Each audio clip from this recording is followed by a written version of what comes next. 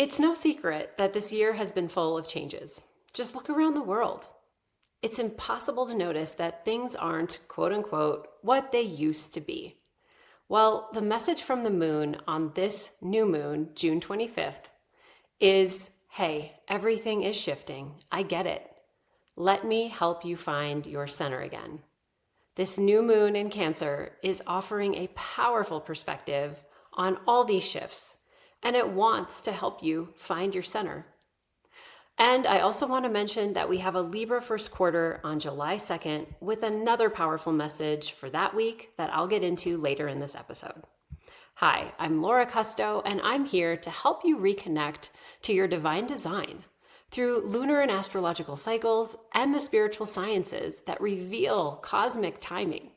I guide spiritually hungry souls like you to decode these cycles and to learn to trust your inner guidance and that personal connection every single one of us has to our design and purpose in life. Now, one of the easiest ways that you can start to do that is by syncing to the weekly moon cycle. Now, this isn't as hard or as woo-woo as you may have been led to believe. I have a free guide. It's called the Moon Phase Compass, and you can download it right on my website for free. The guide gives you 3 simple steps that you can use for each of the 4 moon phases. And these are the 3 steps that I personally use for each and every phase. So go ahead and grab it. It's totally free. Link in the show notes. All right, let's talk about this Cancer new moon and how it wants to help us all find our center amid all this shifting. So again, the year's been full of changes. Things aren't what they used to be, right? As someone who lives in the United States, I'll use what's happening in our country as an example. The entire landscape of our country is shifting, and that is creating unrest and uncertainty for everyone. Now, it's not because it's good or bad. I am not here to judge that at all. Energetically, when I look at the astrology, we were destined to have a shift this year. So it's not about if it's good or bad. And again, not here to judge. We were designed to shift. And it's something our whole world is experiencing. Okay, so knowing that the design is in the stars is one thing, but experiencing it is another. It doesn't mean it's easy, but it's change, and that's the nature of change. It's different. And anytime things aren't what they used to be, it creates uncertainty. Now that word, uncertain, it's a tricky word. We've been led to believe that we can create stability and certainty for ourselves. But can we? Is anything ever really certain? In the last week, I was actually reminded that no, in fact, it's not. A colleague of mine in another state shared that her world screeched to a halt in an instant upon learning that a mother in their circle of friends had suddenly passed away on a weekend camping trip. And then a few days later, at my daughter's end of elementary school celebration, I was reminded of the fact that one of her classmates lost his father suddenly last fall in a car accident. His mother was there, carrying on with life and continuing to mother him and his siblings. But at the start of the school year, neither of these families thought for a second that they would be ending the school year without one of their parents. So no, nothing is ever really certain. Your job, your house, the car you drive, the people that surround you, the food you eat, none of it is ever 100% certain. And this new moon that we have happening on June 25th is a call to remember that. Because the energies that we have in play at this new moon are going to call to you to look at how you are evolving. Where are you going? Who are you becoming? And amid all of this uncertainty, the one question that you can control the answer to most is that one. Who are you becoming? What kind of a person are you amid change and uncertainty? What drives you? Where do you source your strength and focus? The new moon is the point in the moon cycle where the sun and the moon come together. They come together and the moon gets dark and it goes quiet. It's a call for us to look within at all of this. And the planet of expansion, Jupiter, is right there with them. They're all lined up in the sky. So we're called to go within and get quiet and look at how we're growing and expanding. So I'll ask it again. Amid all of this crazy change and uncertainty, who are you becoming? How are you expanding and evolving in response to all these shifts in the world? It seems a little crazy to think about that. On the one hand, you're thinking, oh my gosh, so much is changing. What is solid anymore? And yet, here we have this Cancer new moon. Cancer, the sign of nurturing. And it's saying the way to nurture yourself now is to look at your expansion in some way. So yes, the call is nothing is ever really certain. And so what are you doing to take care of yourself? How will you grow? How will you expand your perceptions, your self-awareness, self-care, etc., to balance this, to find your center again? At this new moon, we also have an angle of tension with the planet of structure, Saturn, and the planet of dreams and illusions, Neptune. Now, this angle of tension is important. It's creating added motivation. Every time we have an angle of tension, it's going to push you. It's going to poke at you, and it's going to create a feeling of unrest. It's meant to get you motivated and moving. And now these two planets, Saturn and Neptune, are in the sign of Aries, which is about the self. So this new moon, we've got uncertainty, finding balance again through nurturing your expansion, and now the self. Expansion of the self, nurturing of the self, to find your center in uncertainty. Literally, this is self-empowerment. It's about setting intentions around self-empowerment. And these two planets in Aries are clues. We have Saturn, which is all about structures. So what structures have you been relying on for your sense of self and your safety? Which of these have been changing? Which are gone? And what do you want to do about it? It's really up to you. Remember, you are being called to expand. How can you employ self-care and nurture yourself to replace what has been lost? And beyond just replacing it, let's dream big here. Come on, we don't want to just replace it. How about we enhance it? Let's enhance it with something better, something that is self-sourced and more reliable, and that you can always count on yourself to provide. What an interesting concept. And then we have Neptune, the planet of dreaminess and the higher mind, but also Neptune is illusion and disillusion.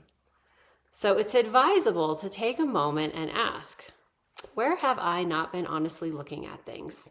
Where am I perhaps seeing the world through rose-colored glasses? How is my inability to acknowledge the true reality? How is it hurting me?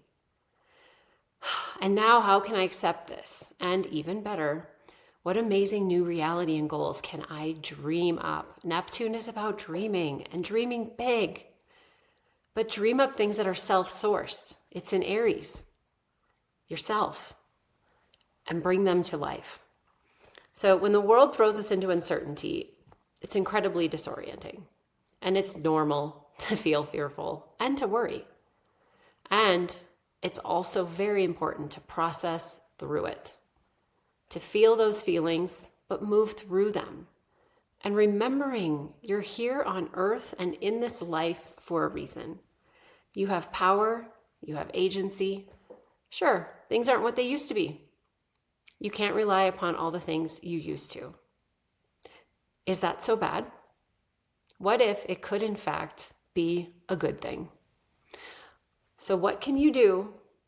What can you create to take its place that is better? How can this be an opportunity for you to grow? To step into the next level of your being and become the person that you really want to be. Where there is empty space, there is opportunity. And this new moon is your call to shift your perspective, to center and obtain alignment and that groundedness that you crave. It's all within you. It's time to stop outsourcing your stability and sense of safety. You can find it inside of you, and no one will ever take it away. Now, I also want to mention that this new moon will be activating a very specific area of your life.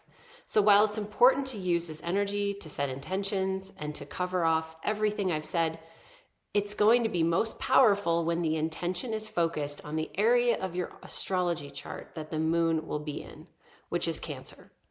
And that's where Moon Chat comes in. Moon Chat is a monthly membership, and you can join for just $19 a month.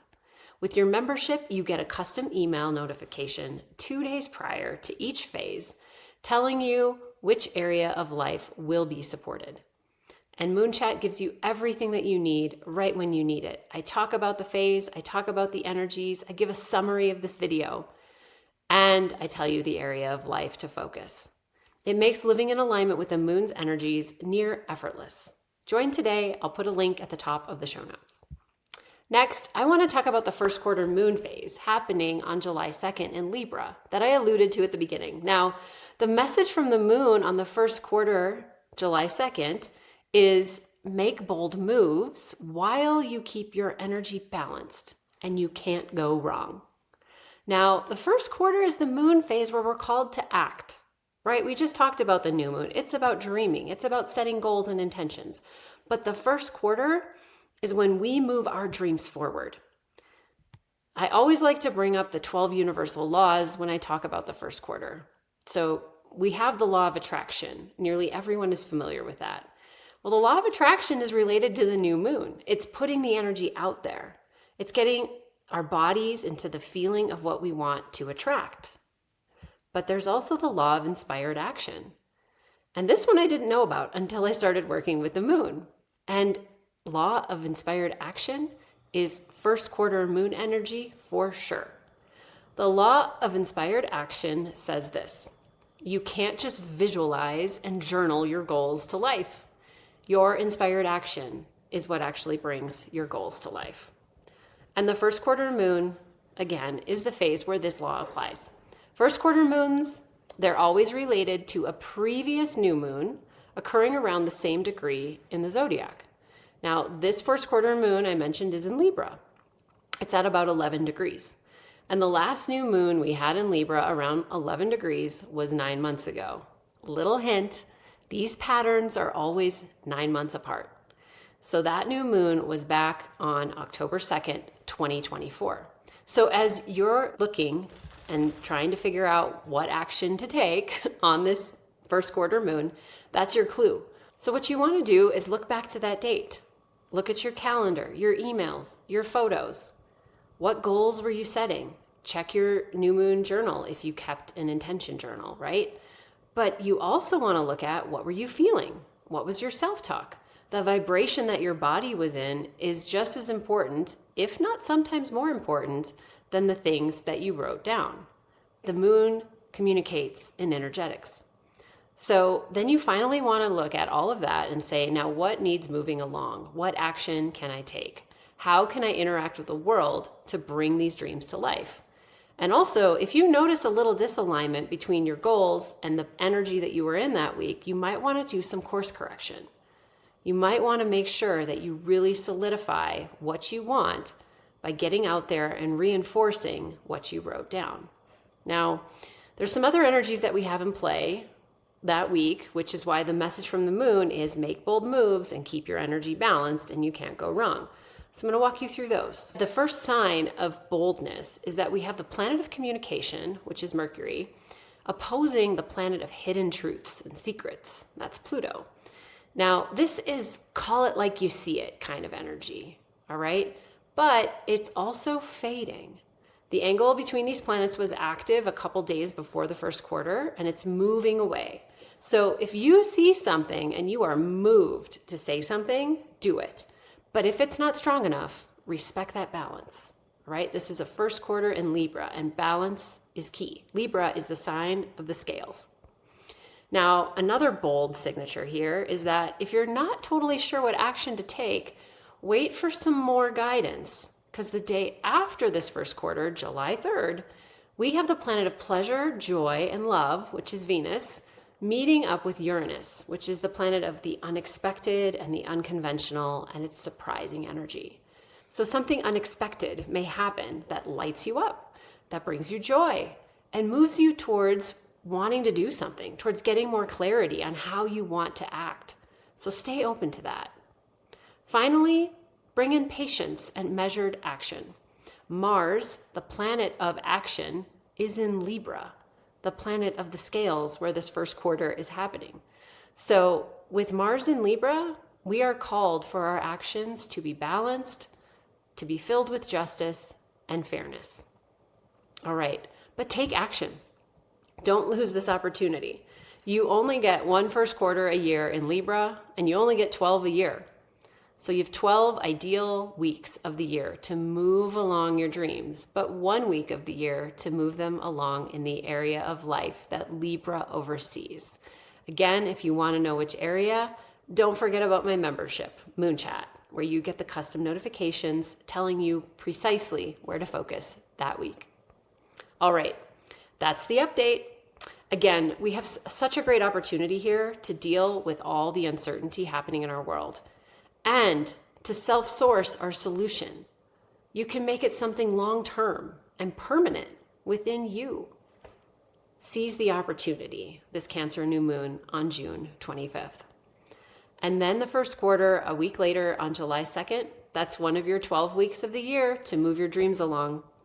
It's about inspired action. Remember, journaling and meditating only take things so far. You have to be invested in your dreams to bring your dreams to life. After all, if you don't believe in them enough to do that, how can you expect the universe to grant them to you? And of course, if you'd like more guidance on how these 4 primary moon phases work, grab my free guide, the Moon Phase Compass. In these videos, I explain the energies around each of the moon phases, but the truth is that fundamentally, the moon phases repeat each month. And beneath the energies that I talk about, there are simple foundational ways to work with every phase. And in the Moon Phase Compass, I share the 3 steps you can take every single phase to work with it. It's totally free, and after a while, you're going to get used to working with them, and it'll become second nature to you. So grab the guide and start your journey. There's a link for that at the top of the show notes. All right, I hope that's been helpful. Thank you so much for being here. Now, if you have any questions or comments, I would love to hear from you. Drop them in the comments. And if you enjoyed this episode and you think someone else would benefit from this, please share it with them. Until next week, take care.